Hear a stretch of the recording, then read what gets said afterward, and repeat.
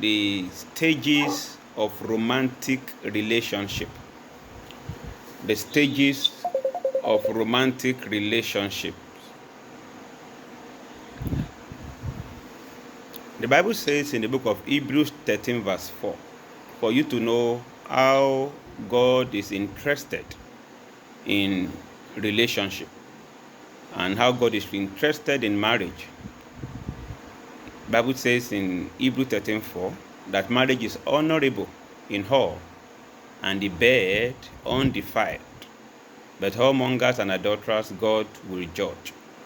So from this scripture, you notice that God bestows so much honor and dignity on marriage and provides no room for either premarital sex or marital unfaithfulness. No room for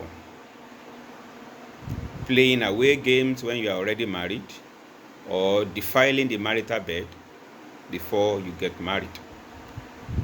Now, if you look at the book of Genesis chapter 2 verse 24, Genesis chapter 2 verse 24 talks about becoming one. Therefore shall a man leave his father and his mother, and shall cleave unto his wife, and they both shall become one flesh. So here you see that becoming one goes beyond the event of wedding or the marriage that comes after the wedding. Becoming one goes beyond sex. Becoming one goes beyond having a carnal knowledge of your partner. Becoming one is the end point of a long process, which I'm going to share with you today. Amos 3:3 says, two people cannot walk together except they be agreed. So to reach the end point of marital titration, which is becoming one, there must be agreement between the two people involved. And I'm happy that many people in the house today, the youth that are listening to me, I am like a elder brother to you. None of you has come to me yet that you are not planning to get married. None of you has come to me yet that you want to be a reverend sister or a reverend father. So I'm looking forward vehemently to the day of your wedding and to the marriage that will be produced as a result of this successful wedding. But let's critically look at the stages of romantic relationship. And I want you to place yourself, either you are single and unengaged, or you are single and engaged, or you are married, because I notice that we have a few married people in the house today, including my very self. So either you are married or in the aforementioned categories, you need to be able to place yourself. Where exactly am I? Or where exactly is my relationship? And where is this relationship heading to? I studied a few materials and I saw that people came up with different theories and stages of marriage. Some people came up with 4 stages. Most of the materials I saw came up with 5 stages. But I've been able to synthesize a number of materials prayerfully and also bringing the scriptures, the word of God, to bear on these materials. And by God's grace, we are going to quickly run through the 6 stages of romantic relationship. Please don't forget, as I give this teaching, place yourself appropriately and begin to aim for the next stage. The first stage I want to talk about this evening And I want you to please make notes, maybe on your phone or get writing materials and make notes. The first stage is the honeymoon stage. During this honeymoon stage, chemistry is very high. And when I say honeymoon stage, I don't mean you are married. I don't mean you are going on honeymoon. I'm just using the word honeymoon to signify the beginning, the first stage of a romantic relationship. You may not be married. You may just have met a few days or a few weeks or a few months. So the first stage is the honeymoon stage. The chemistry is high. There are some hormones that we call love hormones. Dopamine and oxytocin are love hormones. The level of these hormones in the couple or married, the level of these hormones are very high in the couple. There is intense attraction and infatuation. Some people call it love at first sight. You feel deep connection with the person that you are in love with. You might have just met for a month or 6 months. There is deep connection.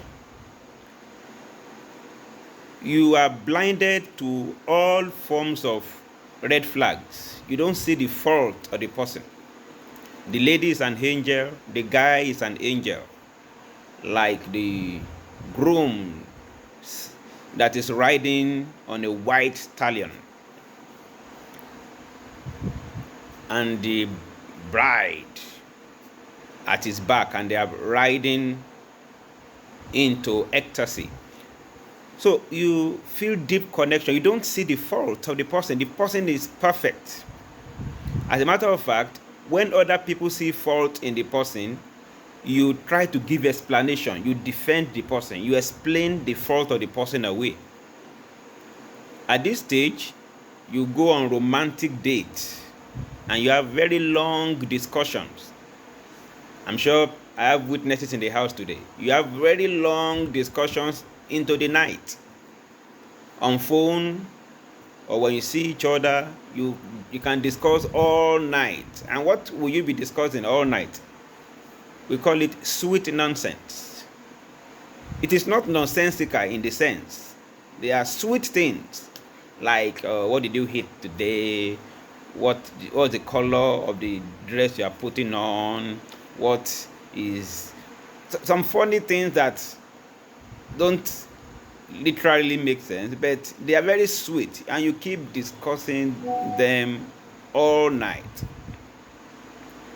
And during this honeymoon stage, you bond over similarities, not reality. There is bonding over similarities. You don't see differences. You don't see fault in the person. The person is perfect. Other people may be seeing fault, but you don't see. You explain those faults away.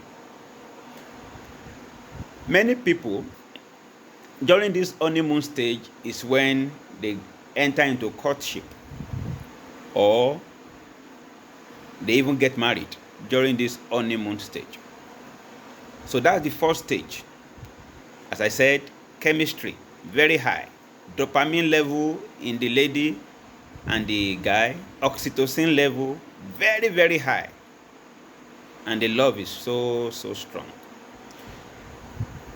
Now, when you are able to succeed in this phase of romantic relationship, then you move to the next phase of romantic relationship, which is the phase of disillusionment, or the phase of power struggle. Don't forget, I said disillusionment or power struggle. Disillusionment means you just come to sudden realization. Your eyes are open. Some persons say love is blind, but marriage will open the eyes, or will lend it a pair of spectacles so that you can see clearly. So In this second phase of disillusionment and power struggle, there is early attachment. You begin to get attached to the person early. But fantasy begins to fade away. Fantasy of not seeing the person's fault, not seeing the person's mistake, begin to fade away.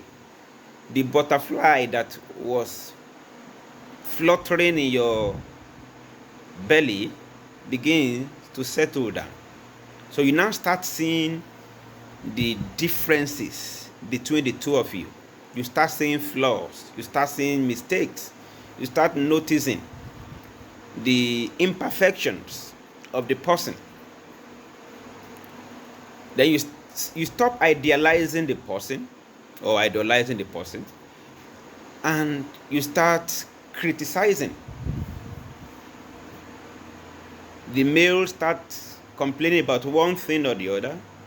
The same for the female. She starts complaining about one character flaw or the other. At this stage, people experience doubt in relationship, and some experience disappointment.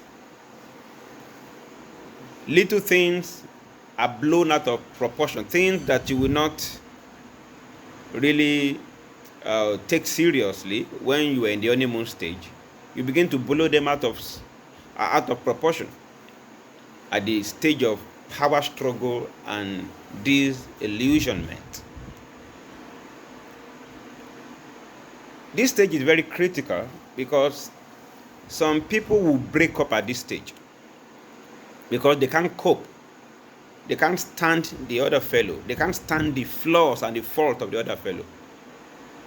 Please don't forget that if one breaks up at this point, or at any stage of the 6 stages I'm going to share with you today, if one breaks up and goes into another relationship, that person will go and start the first stage all over again in that new relationship. And if the person does not deal with what led to the breakup, that same thing will be carried into the new relationship. And this may lead to a series of breakups. So let's continue discussing the second stage of romantic relationship. Little things are blown out of proportion. But for relationships that will last, communication is the best tool, is the key to sustain this stage of power struggle. You need to communicate with the person and try to understand the person from their background, their parenting, their upbringing, their spiritual background, their financial background. Understand the person. As I told you, many people will break up at this stage. They disengage if they were just in courtship. They separate if they are married. Or they even divorce if they can't cope with the power struggle stage. And some people will not disengage, they will not separate, they will not divorce, but their relationship will remain stuck in this power struggle stage for life. They will remain married, but they are stuck forever. They are not moving to the next phase of their love journey. So they remain stuck in this power struggle. So you see them arguing about the same thing they argued about 10 years ago. Arguing about the same thing they argued about 20 years ago. They will just not break up. They will not separate. They will not disengage. But they keep arguing. They keep struggling for power in this second phase.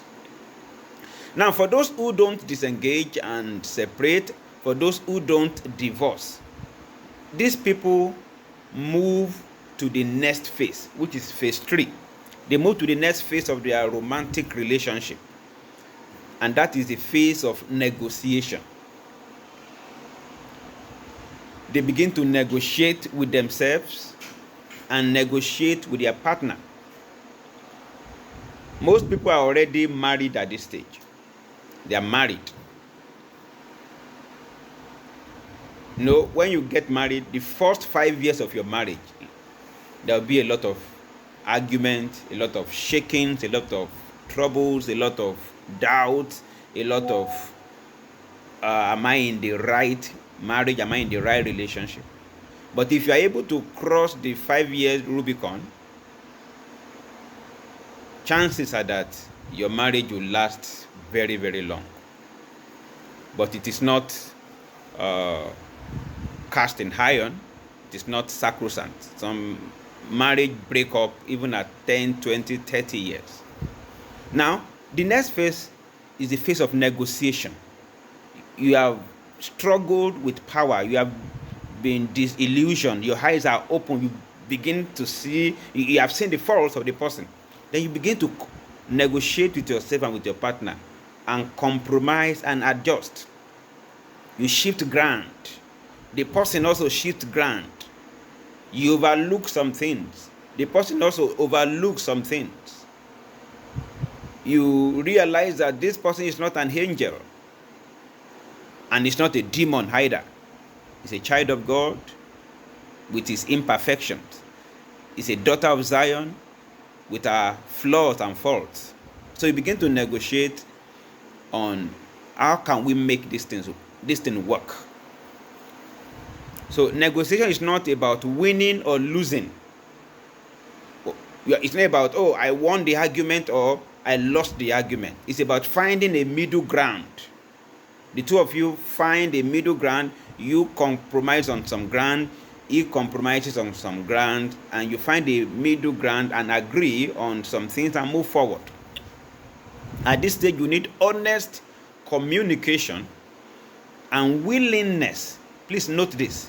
Willingness to understand your partner's perspective.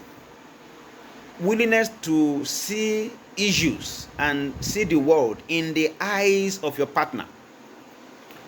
So this is what happens at the negotiation stage. And what makes relationship to survive the negotiation stage is empathy and patience. Empathy. Empathy is stronger than sympathy. Empathy and patience, long-suffering, is what makes relationship to survive this negotiation phase. Then at this stage, you also begin to set healthy boundaries and you give mutual respect. You respect your partner's ideas, you respect your partner's interest, you respect their vision, you respect their career, you respect their time, you respect them, and they also respect you also. So that's the third stage. For relationships that are able to successfully go through the negotiation phase, they move to the next phase, which is the phase of acceptance. Here, you accept yourself and you accept the person. Some persons call this phase the resolution or decision phase, as in you have decided that this marriage must work. The lady has decided that this relationship must work. The guy has decided that this relationship must work. They notice that there are forces that may not want this relationship to work, but they have reached that stage of acceptance. They have reached that stage of resolution. They have reached that stage of decision. So at this stage, which is the acceptance phase, you realize that the person might never change. For instance, someone who snores. When you were courting, you never knew that the guy snores. And believe me sincerely, it's not only guys that snore. There are women, there are ladies that snore louder than men. But now you are married, you are in relationship, you've said yes.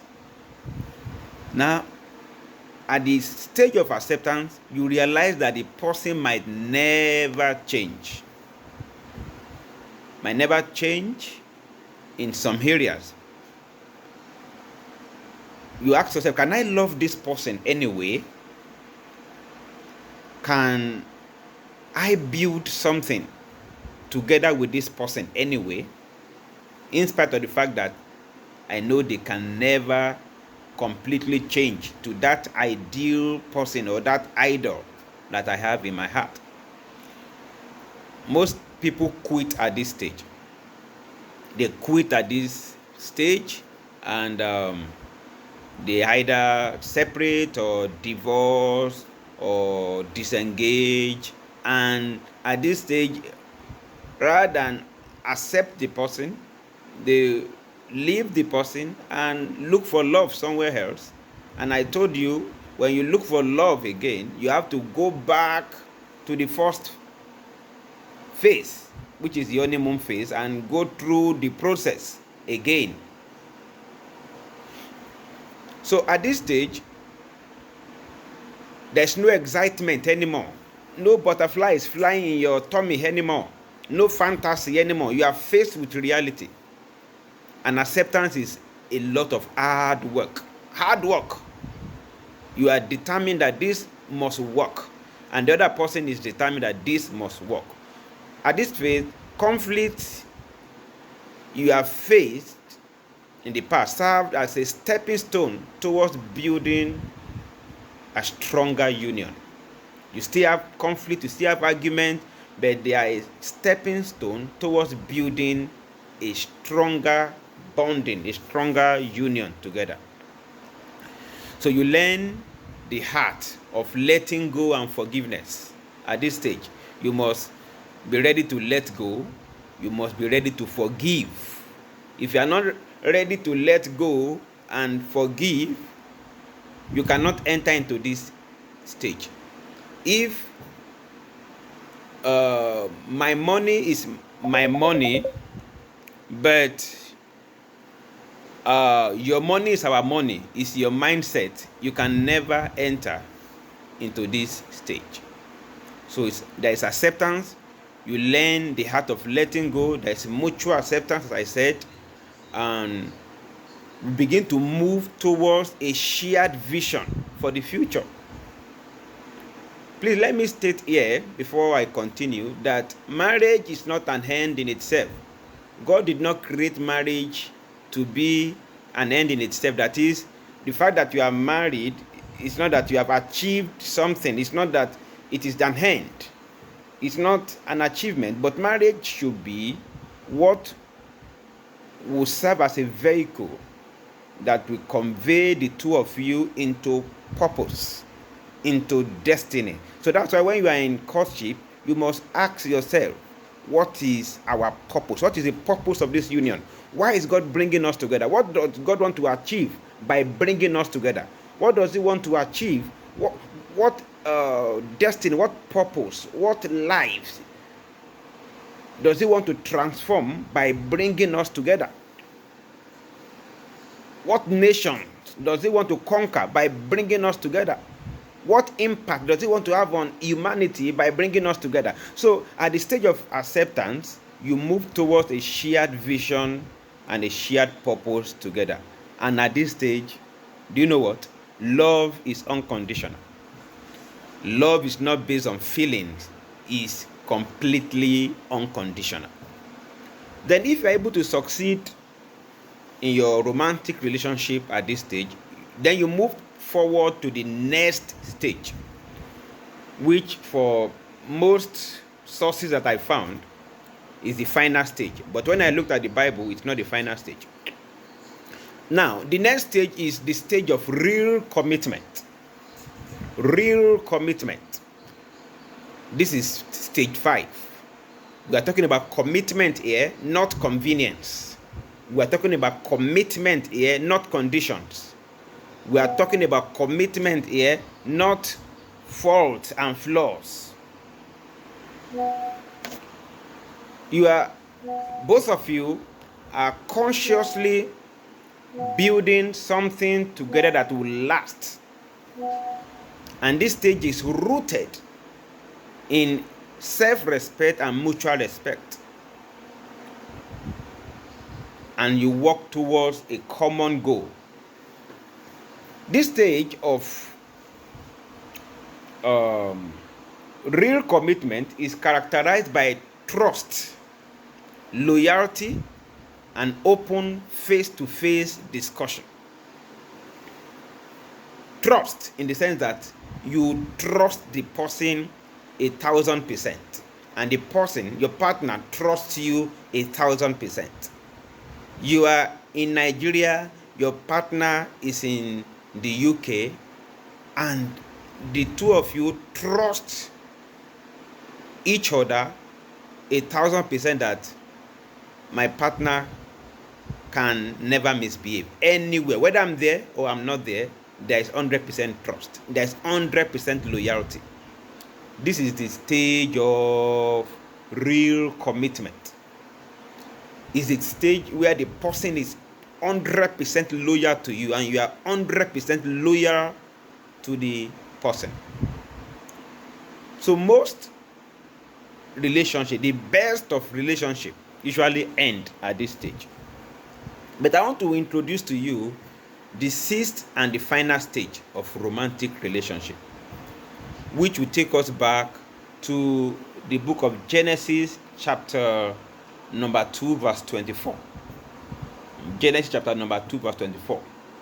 Therefore shall a man leave his father and his mother, and shall cleave unto his wife, and they shall be one flesh. What is the meaning of one flesh? This stage, not many marriages, not many relationships are able to enter into this stage of becoming one flesh. Only a few are able to transit into this stage. You understand each other better than you even understand yourself individually. That is, you understand your union better than you understand yourself individually. You don't get there by chasing feelings. When you enter into the phase of oneness, it's not by feelings. Yeah, love is no longer a feeling. Love is a commitment. Love is no longer an emotion. Love is a covenant, is a commitment at the stage of oneness. You are united spirit, soul, and body. Whatever is going on in your heart is what is going on in the heart of your partner. Whatever you are thinking about in real time is what your partner is thinking about in real time. If your partner is in Abuja and you are in Lagos, and someone goes to Abuja to find out something from your partner, whatever your partner says is what you will say here in Lagos without communicating directly with your partner. That is the stage of oneness. You are united, spirit, soul, and body. You begin to think the same way. You think the same way and have shared perspective on general issues. There is no argument at this stage. No argument. You have shared opinion, the same perspective on all issues, on general issues. Your values fuse together inseparably at the phase of oneness. Your value system fuse together. You hate whatever your partner hates, and you love whatever your partner loves. Literally, some couple that enter into this stage start looking like each other. The husband starts looking like the wife, and the wife starts looking like the husband. This stage is very, very special. Only a few people enter into this stage. You begin to look like each other. Nobody can separate this kind of couple. Nobody can separate them. Nobody can get in between them. It is too late. They have become one. This kind of couple, when they grow old together and one of them passes on, the other one will not be normal again. Most times, maybe a few weeks or a few months, the other one also will pass on along with the fellow. When couple enter into this kind of level of oneness. Is even death cannot separate them. Death is too weak to separate them. When the other person passes on, the lady will say, or the guy will say, no. I cannot love somebody else again the way I loved my partner. So it's impossible to get in between them. This is the stage where you rise together and you fall together. You succeed together and you fail together. You are wise together or you are foolish together. And you are foolish in the name of love, wise in the name of love. This is the phase that Adam and Eve were when God created them. When God created Adam and gave him a wife called Eve, they entered into the phase of oneness straight. They didn't even go through, or even if they went through all the previous 5 stages, they didn't spend so much time. They entered into oneness. For this sake, shall a man leave his father and his mother and cleave unto his wife, and the two shall become one flesh. One flesh. That's why when Eve ate the forbidden fruit, the husband collected it from her and ate it without asking question.